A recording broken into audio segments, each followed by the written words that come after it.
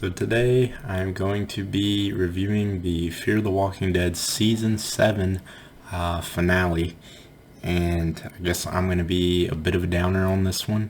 I know a lot of people are excited to see Madison back. I am too. I like Kim Dickens, I know she was really jazzed up to be back on the show. However, that being said, I recognize that is a temporary excitement. It's interesting to see her interact with Morgan because we've never seen it before. But once we have seen that for a little bit, and see her reunite with these other characters, that kind of easy, it's like an easy thing to get the fans excited. And that's why they did this, it's an easy, it's just cheap, I think that's what it comes down to. So, can I deny that seeing Morgan and Madison together was exciting? It was. Was it as exciting as it could have been and should have been? Absolutely not. Because last episode, the show was basically destroyed for me, I think, beyond redemption. And it could still be saved somewhat, salvaged. That is, if they show Alicia's body at some point. If we see, next season, just you can't get the actress back. Well, it's going to be tough to do because, maybe, okay, you can't get the actress back. Just get like a, I don't know, decrepit skeleton maybe on the beach that's put a bullet in its brain. And whatever that dream sequence was, we can just take as some artsy fartsy shit. And she actually did kill herself on the beach because there's no way. There's no way that it should exist where her story continues, where she's just suddenly cured at the end of the episode and she gets up and she walks away. She's cured, but she's still seeing a hallucination of herself, so she's still fevered. Maybe she's not. It's just such a mixed pile of shit that ending was. The fact that she was even still up and walking and had the fever for months. This isn't a review for last episode, but I can't even talk about it. That's how horrible it is. This is a review for this episode, but I'm just letting you know the reason that this episode doesn't mean shit to me is because of the last episode and the fact of they probably will do nothing in the way to remedy that ending with Alicia. They get enough backlash. That episode's like a 3 on IMDb. They get enough backlash. Maybe they'll do something next season, to remedy it, but they can only do so much, there's really only one thing that they can do to remedy this. Like I said, show a body of Alicia at this point.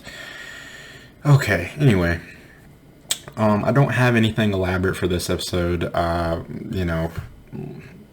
just, maybe it's not feeling it because of the last one, or there's just really not much to say. It's a one-trick pony. What's cool about this? Oh, we got Madison back. Super easy, super cheap. That's really it. Some of these plot points in here or story decisions I'm not a fan of. Let's see. So, this episode, just like the rest of them for this half of the season, by the way, was too fucking bottled off. We don't see any of the characters in the life raft. There's nothing going on with them. Nothing, just Madison and Morgan. It just feels too bottled off. Anyway. Okay, so Madison's whole story here. Madison is, it's really just me describing it and telling you, and then that's the problem with it. Okay, so Madison never went back to find Nick and Alicia because she was taken by these Padre people, and they want her to hunt down babies. As far as I can tell, I'm gonna dial it back a little bit and say a lot of this stuff with Padre may still have some to be revealed next season, as if I really give a shit. But I don't know if they can really reveal anything that's gonna make it better, because what they're giving me now, none of this shit really makes sense, seems plausible, or within character for Madison, I would say. I can probably think of a few different ways that they could have made it so they kept her from the kids, or a reason why she hadn't been back to the kids for so long. That just made sense. This didn't make sense to me. Maybe I wasn't paying attention, but the reason she hasn't been back to the kids is because if she left, then they would hunt down Nick and Alicia and make Nick and Alicia do what she's supposed to be doing for Padre. How the fuck they even know Padre would even know about Nick and Alicia, I have no idea. How Madison escaped the stadium fire and Padre rescued her, we still have no idea. I'm gonna need to see that. I'm gonna need to know how she got out of that situation, in order for me to go, okay, wow, they really, wrote that well, so that could make sense. But apart from that, then it just feels like, okay, well, this was 100%, even though it was done like that, 100% done just because we could bring her back for the fans, So they're not too mad at us whenever Alicia leaves, not because we really had a good story to tell here and we really thought about it and thought it out. How did she escape the stadium?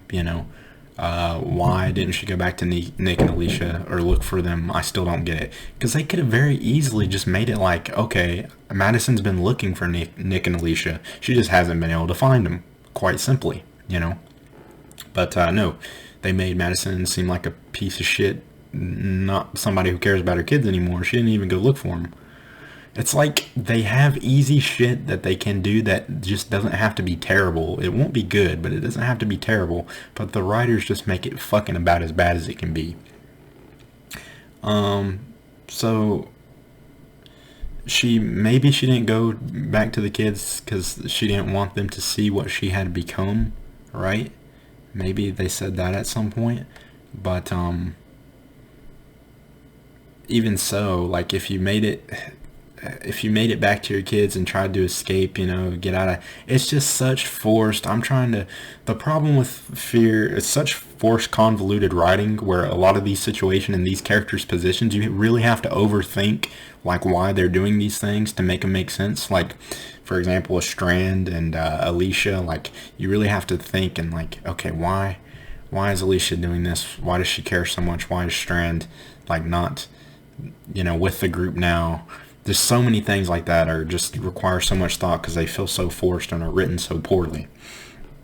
And even so, with this whole Padre idea, there's enough babies out there for for Madison to be able to go out and hunt and look for.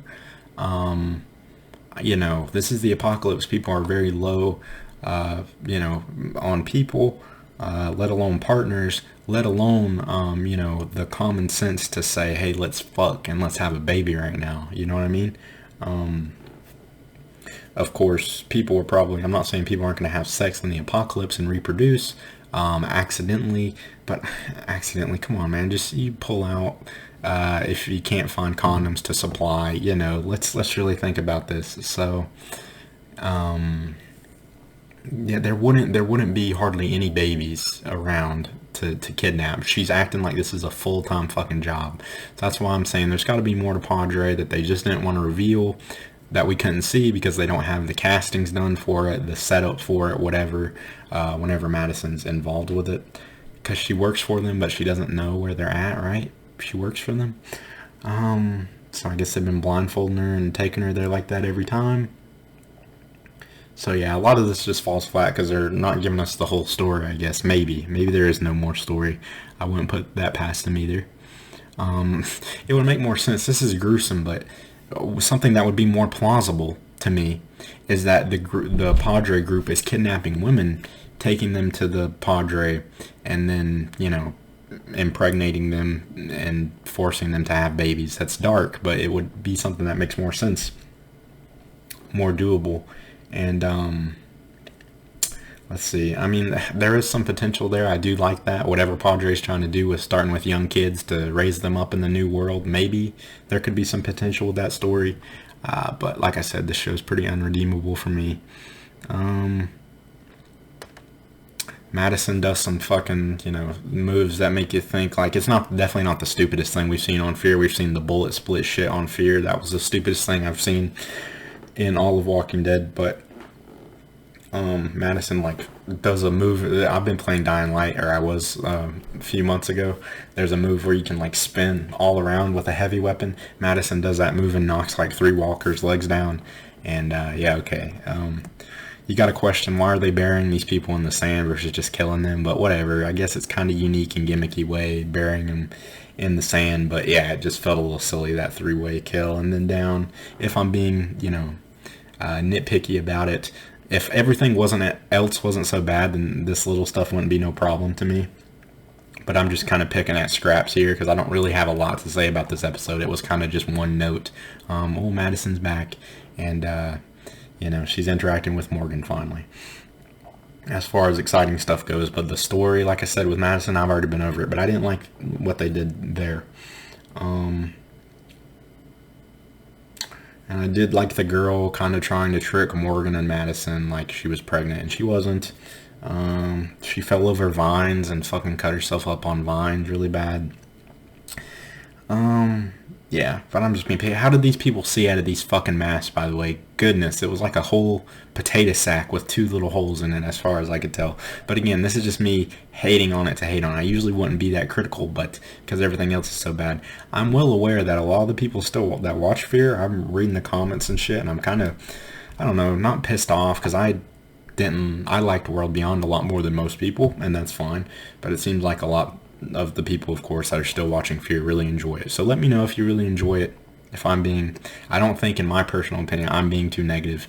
But, I'm not saying other people can't like it either. But, I've just never saw this. I would have never imagined that this shit could get this bad, So,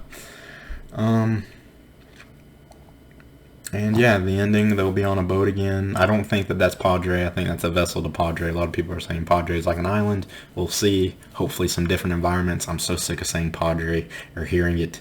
But yeah, back on a boat again. Get rid of the orange filter next season. Get new writers, better writers. Cut down on the cast and, give some of the, cast something to do. Like I said, that's if it could even be saved for me, but small chance. So yeah, I'm just kind of rambling at this point, I guess.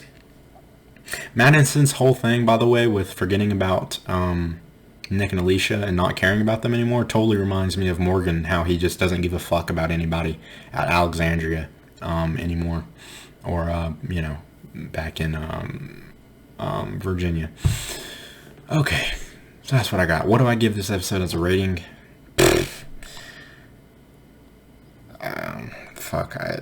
I give it a 5. A very gracious, generous 5 out of 10. Yeah. And that's on a Fear the Walking Dead scale too, by the way. Specific for this show. So, alright. That's what I got. Thanks for watching, and I will see you in the next one.